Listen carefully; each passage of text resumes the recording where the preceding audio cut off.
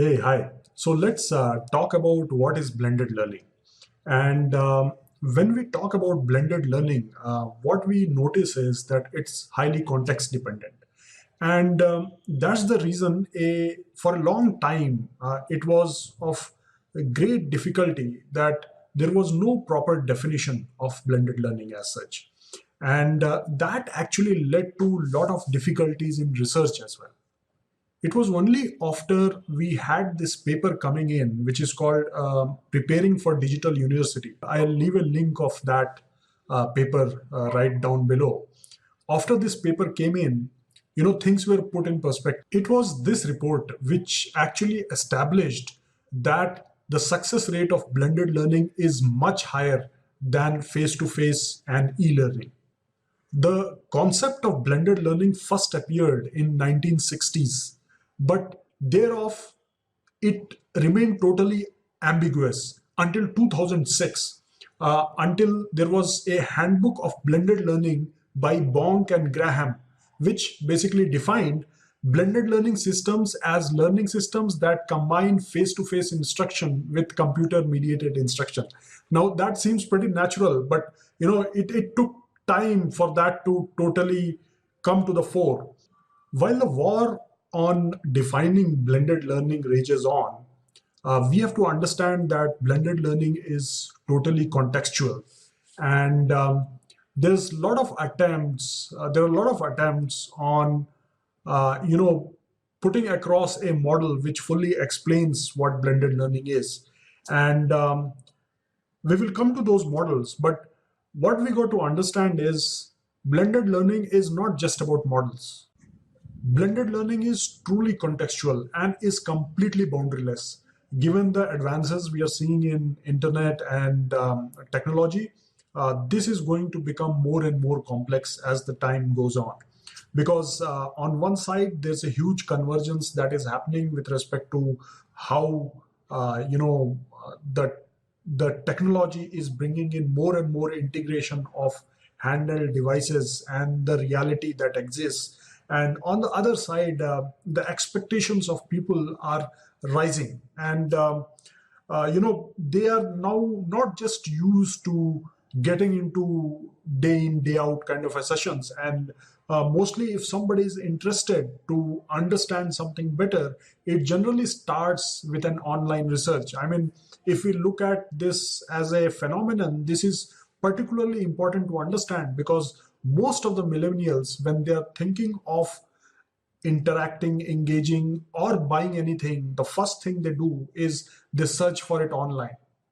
Although there are many models that are conceptualized, one of the most interesting model that interests me, and I think it is something that everybody can leverage on, is the flipped classroom model. And what classroom model is, where students start the course at home, learn online before getting into the groups or face to face with the teacher. In this way, the traditional known roles are thus flipped. So what happens is, if you're looking at a delivery of a program, the thing that you want to do is, you understand that there's a lot of time that is wasted in terms of bringing everyone together, coming to a common understanding, setting a context, and things like that. So, like, say, if you have 20 people whom you want to train on a blended model, and let's say the topic is business writing, so what you want to do is first have a module or some kind of a self study that is enabled online, and it lets students to get in and understand the basics of the context, so that everyone is at speed with what you would take further in the class.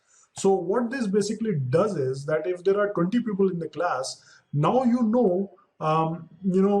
because they've gone through this learning management system enabled module, you can clearly understand who is where on the aspect of learning objectives. So now what you can do is you can look at segregation of the class based on their learning behaviors. Like you can possibly understand what are the subgroups in our class, who is responding to what, and what looks like more effective model of interacting with the classroom. So, when you go to this face-to-face session, you have all this information handy with you so that you can really make a impact in terms of real learning in the class. So now when the class begins and you are in an in-person session, all these people who have already gone through their self-study are now in speed to get in the crux of the matter. So, what we understand is what generally happens in a classroom is that we do everything wherein self-learning is supposed to happen outside the classroom. And all the theory is taken in the class. So this is very paradoxical because the most help someone needs is actually out of the class. People need help when they're doing homework and when they're trying to understand things better. So that's exactly what we want to do. So, when people come into the class, maybe we divide into the groups, give them challenging exercises, let them learn, and be there to assist them in better understanding of the concepts. So if you're interested to understand conceptually what are the other models of blended learning, you can click the link below and go through all the models. This is the blog where I've listed most of them.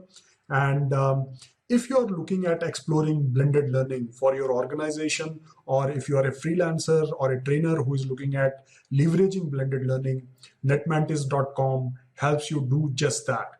And all you got to do is go to netmantis.com, link is there right below. Click the link and book 30-minute consult with me, absolutely free. I'll try to understand what your challenges are, what you're trying to achieve from the program, and we will get there very quick. That's a promise because the system is completely capable. It's in service. It's in beta stage right now, and it has been test run with multiple clients, and we are experiencing pretty satisfactory results.